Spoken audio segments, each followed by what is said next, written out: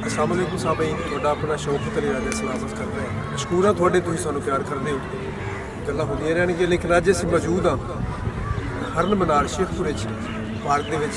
मैं अगे दस्सिया एक सैमीनार सी, छोटा जिहा दावत सी दोस्तां दी। मुदस्सिर भाई साडे दरम्यान मौजूद ने जिन्हां दा 1 मिलियन टिकटॉक ते सबसक्राइबर या व्यूज़ जिहड़े कहंदे हो अबव हो गया उन्हां दा। उत्थे मुबारक दे सिलसिले च असीं उन्हां दे कोल इंशाअल्लाह मौजूद हाँ। सारे दोस्त जिन्हां दा मैं जिक्र भी कीता ते ओह गल होई बेली होवे ते एक ही होवे ते चंगा हुंदा। मैं अक्सर गल करदा रहना थिएटर ते टीवी दे अगे पिछे भी एक बेली चंगा हुंदा ते जिहदे 5-7 बेली होण ओह आप किसी दा बेली बूली कोई नहीं हुंदा। ਉਹਦੇ देखो अज इत्थे सवेरे उत्थे अगले दिन हो गया तो उत्थे मसला खराब हो गया ना। ਤੇ ਉਹ ਜਿਹੜਾ ਬੇਲੀ ਹੁੰਦਾ ਉਹਨੂੰ ਖੁਦ ਵਾਰਾ ਖਾਂਦਾ। ਮੇਰਾ ਬੇਲੀ ਕਿਸੇ ਦੀ ਬਾਂਹ 'ਤੇ ਸੁੱਤਾ ਹੋਵੇ, ਕਿਸੇ ਜਗ੍ਹਾ 'ਤੇ ਜਾ ਕੇ ਲੰਮਾ ਪਿਆ ਹੋਵੇ ਤੇ ਬੰਦੇ ਤੇ ਇੱਕ ਸੈਕਿੰਡ ਦਾ ਧਿਆਨ ਰੱਖਦੇ ਨੇ ਵੀ ਮੇਰਾ ਬੇਲੀ ਕਿੱਥੇ ਆ, ਖਾਣਾ ਖਾਧਾ ਨਹੀਂ ਖਾਧਾ, ਰੋਇਆ ਸੋਇਆ ਕੀ ਕੀਤਾ ਉਹਨੇ। ਤੇ ਬੇਲੀ ਤੋਂ ਬਿਨਾਂ ਬੰਦੇ ਨੂੰ ਨੀਂਦਰ ਵੀ ਨਹੀਂ ਆਉਂਦੀ। ਸ਼ਕੀਲੇ ਗੱਲ ਤਾਂ ਸੱਚੀ ਯਾਰ, ਵੈਸੇ ਤੇਰੀ ਮੈਨੂੰ ਯਾਦ ਆ ਗਈ ਨਾ। ਆਹੋ ਦੁਖੀ ਗਾਣੇ ਤਾਂ ਗਾਉਂਦੇ ਨਹੀਂ ਨਾ, ਲੇਕਿਨ ਇੰਜੋਇਮੈਂਟ ਦਾ ਮਾਹੌਲ ਹੈ।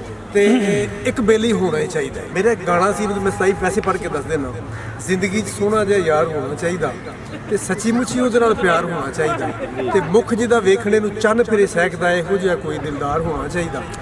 ਬੇਲੀ ਚਿੱਟਾ ਹੋਵੇ ਤਾਂ ਫਿਰ ਤਾਂ ਮੌਜੇ ਹੁੰਦੀਆਂ, ਬੰਦਾ ਮਜ਼ਾ ਫਿਰਦਾ।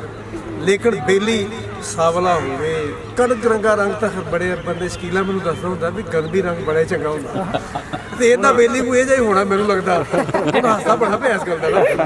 ਤੇ ਸ਼ਕੀਲਾ ਮੈਂ ਤਾਂ ਜ਼ਿਕਰ ਕਰ ਰਿਹਾ ਦੌਲੇ ਵਾਲੇ ਤੋਂ, ਇਹ ਵੀ ਸਾਡੇ ਕੋਲ ਮੌਜੂਦ ਹੈ ਭਾਈ, ਇਹ ਵੀ ਟਿਕਟੋਕਰ ਹੈ। ਤੁਸੀਂ ਇਹਦਾ ਵੀ ਆਈਡੀ ਦੇਖਦੇ ਹੋ ਸਾਰੇ ਦੋਸਤਾਂ ਦੀ। ਤੇ ਇਹ ਗੱਲਾਂ ਅਕਸਰ ਮੈਨੂੰ ਇਹ ਦੱਸਦਾ ਤੇ ਤਾਂ ਮੇਰੀਆਂ ਤੁਹਾਡੇ ਤੱਕ ਪਹੁੰਚਦੀਆਂ, ਜਿਹੜੀਆਂ ਮੈਂ ਨਿੱਕੀਆਂ ਦੱਸਦਾ ਰਹਿੰਦਾ ਨਾ।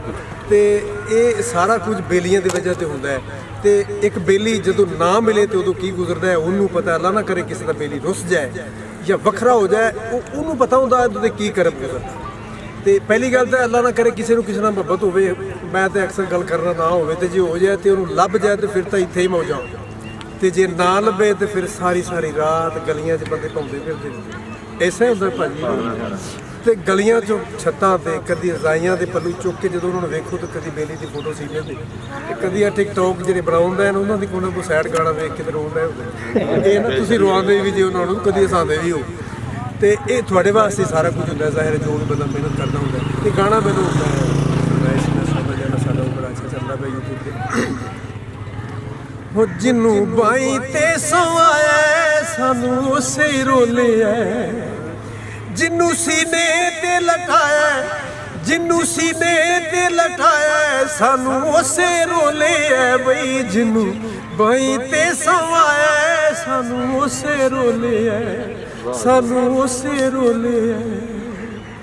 ਕਰੇ ਵੱਡੇ ਮਗਰੂਰ ਰਵੇ ਅੱਖੀਆਂ ਤੋਂ ਦੂਰ, ਜਿਹਨੂੰ ਤਲੀਆਂ ਤੇ ਚਾਇਆ, ਜਿਹਨੂੰ ਤਲੀਆਂ ਤੇ ਚਾਇਆ ਸਾਨੂੰ ਉਸੇ ਰੋਲਿਆ ਬਈ। ਜਿਹਨੂੰ ਬਾਈ ਤੇ ਸਵਾਇਆ ਸਾਨੂੰ ਉਸੇ ਰੋਲਿਆ।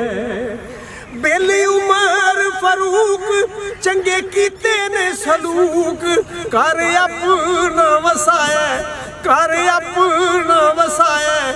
ਜਿੰਨੇ ਸਾਨੂੰ ਰੋਲਿਆ ਬਈ, ਜਿਹਨੂੰ ਬਾਈ ਤੇ ਸਵਾਇਆ ਸਾਨੂੰ ਉਸੇ ਰੋਲਿਆ, ਸਾਨੂੰ ਉਸੇ ਰੋਲਿਆ।